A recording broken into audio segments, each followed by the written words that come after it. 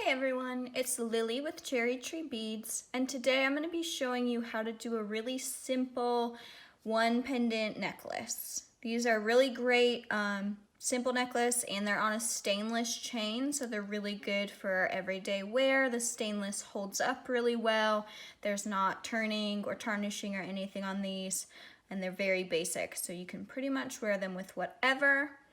It's a really easy technique. You're just going to be needing a finished chain. Your findings are already attached. You don't have to worry about attaching a clasp or anything on there. That's all done for you.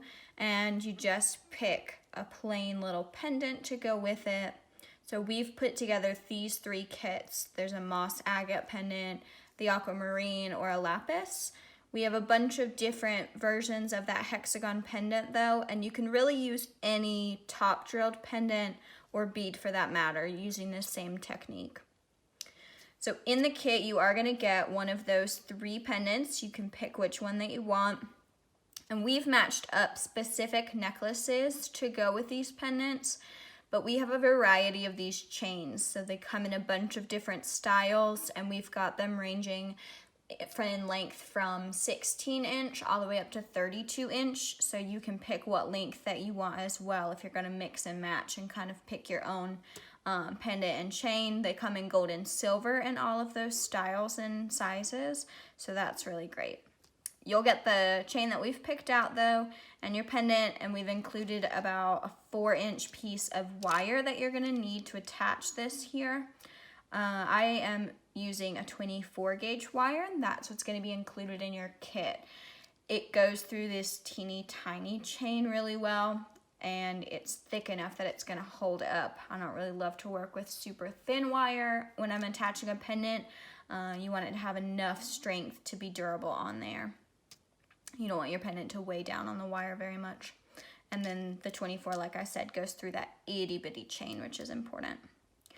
So first, I'm going to just show you how to measure up and cut your necklace. This is a finished necklace, but in order to attach the pendant, I'm going to have to cut it, and the wire is going to be what reattaches it. So I'm going to find the middle here, which is actually going to be on either end of these balls for this specific chain, just where they attached it. So I'm going to take my wire cutters or my nippers and just cut off that little set of the ball right there. Nip it.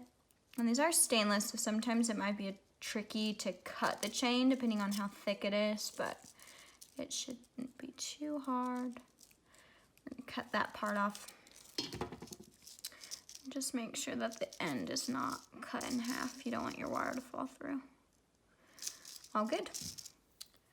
Next, I'm gonna just show you how to bend this wire. You're going to want to take your piece of wire and take some needle nose pliers and have the wire perpendicular to the ground here. And you want to grab your nippers with about like a 1/2 inch, I would say that is, from the top, and push that wire away from you. You're going to make a 90-degree angle. Then I'm going to meet back up in the middle here with the rest of my wire. That's going to give us a nice clean loop. And that's when you're going to want to attach it to your chain here. So just take one end. With this design, it doesn't really matter because it's going to be the same lefty or righty which end you start with. Just get that wire through there.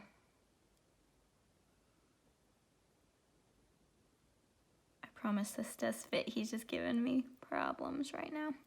There we are. And so bring that necklace all the way around to your loop. And then we're gonna wrap that tail end of the wire around. It's just gonna finish it off. You can wrap about 2 or 3 times with that amount. We have included a pretty large piece of wire, so in case you have problems with this or need to start over, you're definitely going to have enough in the kit to do that. Or if you've got wire at home, you can try again until you get it the way you like it. And just nip off that end there. And take my pliers and really kind of fold that piece down. I don't want it to be poking me. And you can use flat nose for that as well. I'm going to just keep my same pliers that I've already got out though.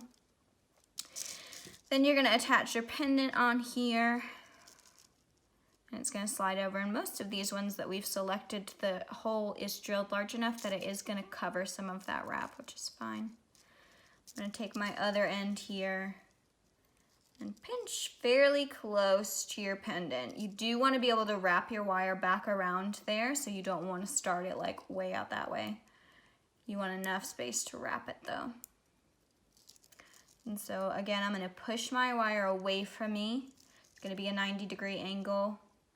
And then I'm gonna twist that pendant around. You can wrap your wire back. You're gonna wanna create a loop again, because that's what's gonna attach them to the other side of your necklace.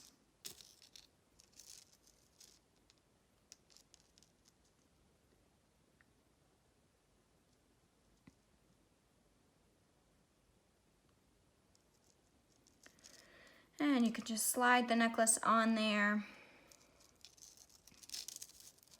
Grab your loop again with your needle nose pliers here. And twist that around.